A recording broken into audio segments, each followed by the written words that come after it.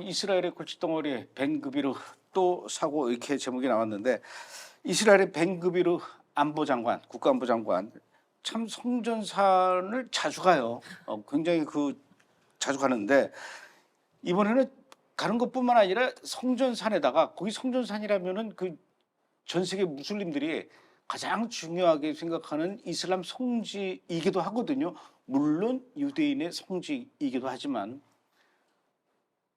그래서 굉장히 조심해야 돼요. 말 조심해야 되고. 그런데 이 지금 벤그비르 국가안보장관이 성전산 꼭대기에다 유대인의 회당을 지어야 된다 이런 말을 해서 지금 무슬림들 사이에서는 굉장히 난리가 났어요. 네, 맞습니다. 벤그비르 장관이 지난 티샤베 아브 기간에 또 성전산에 올라서 질타를 받은 지 얼마 되지도 않았는데 이번에는 성전산 위에다가 회당을 지어야 한다라고 얘기를 해서 논란을 빚고 있습니다. 벤그비르 장관 이번 주 월요일 육군 라디오 인터뷰에서 이 같은 발언을 했는데요. 성전산에 대한 이야기를 이어가다가 장관은 성전산에서 내가 원하는 모든 걸 할 수 있는 건 아니다. 만약에 내가 원하는 모든 걸 할 수 있었다면 성전산 위에 이스라엘 국기가 이미 오래전부터 펄럭였을 것이다 라고 밝혔습니다. 방송 진행자가 이제 장관을 향해서 가능하다면 성전산에다가 유대교 회당을 지을 의향이 있느냐라고 질문을 하자 벤그비르 장관은 yes, yes, yes, yes 4번이나 대답을 했다고 합니다. 이어서 이제 성전산에서 유대인들도 기도할 수 있다. 기도를 막는 것은 불법이다. 이런 발언을 하고 이어서 유대인이 왜 기도하는 걸 두려워해야 되냐? 하마스가 화를 낼까 봐 그러냐? 기도를 허용하는 것이 바로 성전산에 대한 정책이다라고 이제 밝혔습니다. 이렇게 벤그비르 장관이 성전산에 대해서 굉장히 거침없는 행보를 보이고 있자 성전산을 찾는 이 유대인 방문객들도 점점 더 대담한 모습을 보여주고 있는데요. 유대인의 기도가 금지된 곳이지만 이제는 유대인들이 성전산에 들어가서 바닥에 엎드려서 기도를 하기도 하고 막 소리를 내서 뭐 기도를 하는 등 점점 더 과감한 모습을 보이고 있어서 아주 무슬림들의 화가 계속 치솟고 있는 상황입니다. 저거는요. 불과 1년 전만 해도 상상을 못하는 장면입니다. 네. 저기 가가지고 유대인들이 성전산 안에 들어갈 수는 있어요. 그 대신에 이제 이스라엘 군인들이 앞뒤로 이제 보호하고 이렇게 들어가는데 거기서 유대인들끼리 모여서 지금 저 황금사원이죠. 그 황금사원을 손으로 가리키면서 저기가 옛날에 성전이 있던 자리고 뭐 이런 식의 내용으로 설명하는 제스처를 취하거나 설명하려고만 해도 성전산에 안에 있던 이 무슬림들 중에서도 자기네들끼리 이렇게 보안 요원들이 있어요. 물론 이 사람들은 무기는 없지만 네. 이 사람들이 막 몰려와가지고 막 거칠게 항의하고 몸싸움 나고 그러다가 이제 충돌이 일어나고 막 그랬거든요. 그런데 지금은 이제 막 엎드려서 저렇게 기도할 정도면은 저 벤그비르 안보장관이 회당이라고 얘기를 하긴 했지만 사실 이게 회당이 아니라 템플을 얘기할 거예요. 네. 작년 1월 3일에도 저 벤그비르가 성전산에 가가지고 앞으로 유대인들도 언제든지 이 성전산에 올라와서 유대인들이 원하는 예배와 제사와 기도를 할 수 있어야 된다 이렇게 얘기를 했었기 때문에 아이고 참 이게 제가 몇 년 전에 만들었던 제3성전이라는 영화가 어쩌면 이제 현실로 일어날 수도 있을지 모르는 그런 상황인데 이스라엘의 다른 내각 장관들도 그렇고 미국도 그렇고 지금 뭐 벤그비르의 이런 행보에 대해서 굉장히 난리를 쳤을 것 같아요. 네, 맞습니다. 이스라엘 연정 내에서 가장 크게 반발한 쪽은 사실은 뭐 세속 유대인보다도 초정통파 정당들이었는데요. 저는 개인적으로 그게 되게 놀라웠는데, 근데 벤그비르 장관이 속해 있는 정당 말고 이 정통 유대인 안에서도 분파가 많더라고요. 근데 이제 샤스 정당에서 비판의 목소리가 나왔습니다. 이 정통 유대인이라고 다 성전산에 올라가는 걸 원하는 건 아니더라고요. 근데 이제 특히 벤그비르를 비판하고 있는 이제 다른 초정통파 정당들은 성전산 위에서도 성전의 위치가 어디인지 모르기 때문에 우리가 여기를 함부로 밟고 올라갈 수 없다라는 이 주의를 가지고 있는 사람들이 이 성전산 방문에 대해서 더 질타를 많이 하는 것 같았어요. 그래서 이 샤스 정당 쪽에서는 벤그비를 향해서 이 생각의 부족은 피해 대가를 치를 수 있다. 이런 경고의 목소리를 냈습니다.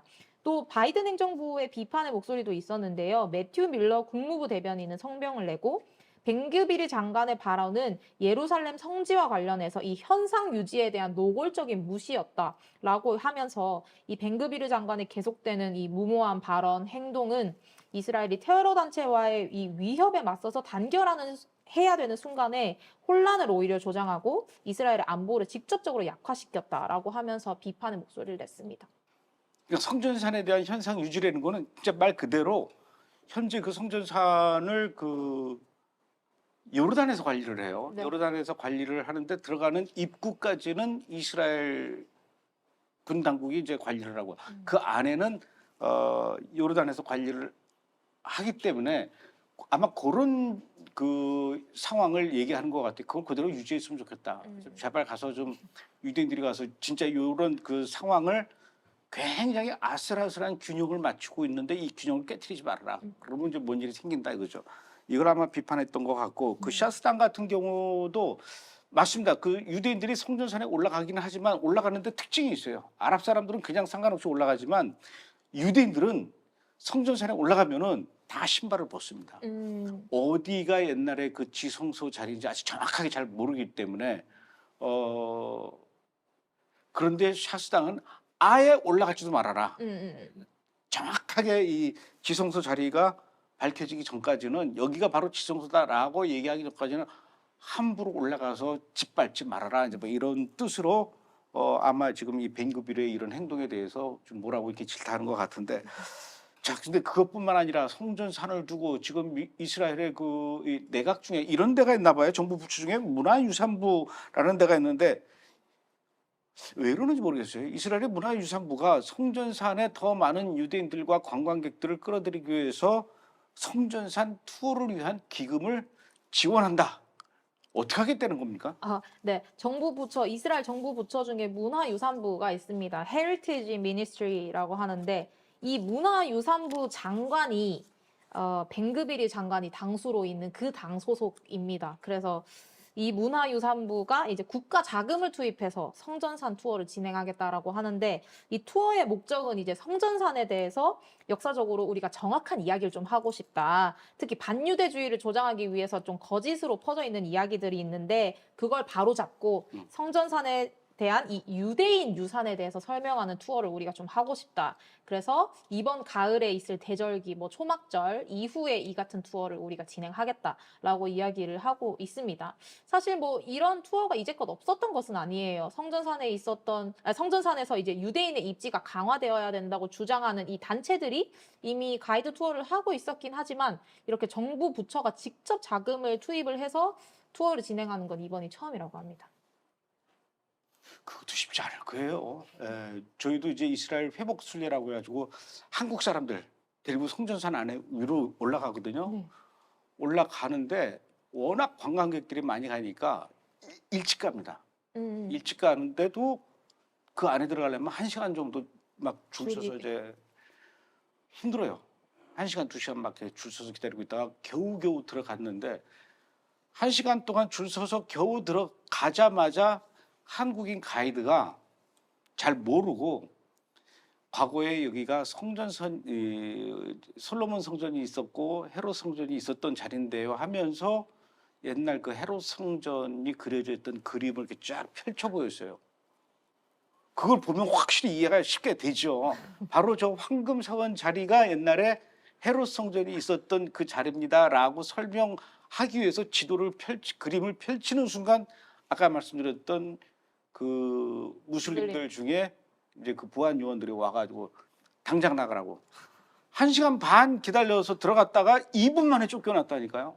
아무 소리 못 합니다. 근데 여기를 가가지고 만약에 투어를 본격적으로 한다 매일매일 매 순간순간 아마 대규모 충돌이 일어날 거라고 저는 예상이 되는데 모르겠어요. 어떻게 무슬림들 손발을 꾹꾹 묶고 할지도 잘 모르겠지만 자, 이스라엘의 북쪽에 있는 도시 그 헤즈볼라 때문에 아마 그 피해 있는 그 민간인들이 많이 피해 있는데 그 지역에 있는 도시의 시장들이 이스라엘 정부에 대해서 굉장히 불만이 많은 것 같아요. 이스라엘 정부가 우리를 멸시하고 있다, 무시하고 있다, 막 이렇게 지금 외쳤다고요? 네, 말씀하신 것처럼 이스라엘 북부와 관련된 이야기입니다. 이미 주요 언론에서 많이 다뤄서 다들 아시겠지만 이번 주 이렇게 시작되는 주말에 이제 이스라엘과 헤즈볼라가 대규모로 화력을 주고받았지 않았습니까? 근데 특이사항이 이번에는 이스라엘이 헤즈볼라를 먼저 타격하는 이 선제 공격이라는 아주 드문 수를 이제 둬서 화제가 됐는데요.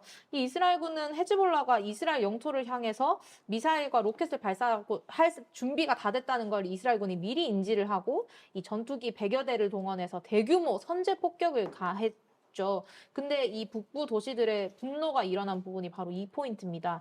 이스라엘군이 이번에 이례적으로 헤즈볼라를 먼저 선제 타격한 이유가 바로 이스라엘의 중심지인 텔아비브가 위험에 빠졌기 때문이라는 것입니다. 아하. 실제로 헤즈볼라는 이제 이번에 텔아비브 주변에 공기지를 노렸다라고 이야기를 하긴 했는데 이스라엘군은 텔아비브를 보호하기 위해서는 이렇게 미리미리 나서면서 지난 10개월 동안 로켓을 다 받아내고 있는 우리 북부 도시들은 지금 새 학기를 시작할 수도 없는데 어떻게 정부가 이렇게 차별하고 무시할 수 있냐 이런 이야기가 나온 것이죠. 그래서 이제 북부 지역의 이제 지방자치단체 이 리더들이 우리 북부 지역 아이들은 역사책에다가 이제 버림받은 애들로 기록될 거다. 이스라엘군이 이 북부 지역을 사수하기 위해서 헤즈볼라 더 강력하게 밀어붙여야 된다라고 이제 요구를 하고 있는 상황입니다. 이거 우리나라로 치면 저 파주시장이 서울시에다가 항의한 거네요. 파주 살죠? 네.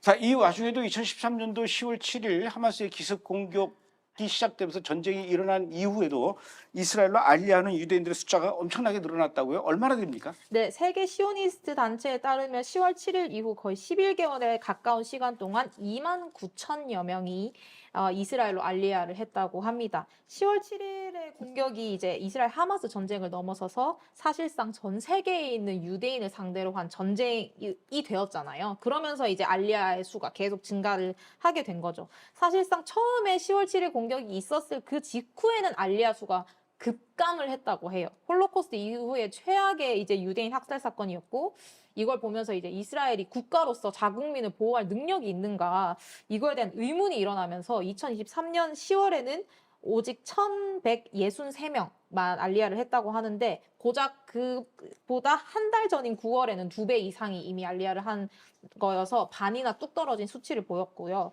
근데 그 이후에 몇 달 동안 점점 더 수치가 증가해서 10월부터 4월까지는 12,000명 이상이 알리야를 했다고 합니다. 왜냐하면 이제 미국이나 유럽 등지에서 이제 반유대주의가 거세게 일어나면서 뭐 학교나 직장과 같은 생활 반경에서 유대인이라는 이유로 차별을 이제 당하면서 이들이 내가 더 이상 여기서 살 수 없겠다. 이스라엘로 가야 되겠다라는 이제 결심을 한 것으로 보여지고 특별히 이 기간 동안에 미국과 프랑스 그리고 캐나다와 영국에서 알리야 신청이 아주 급증을 했다고 합니다.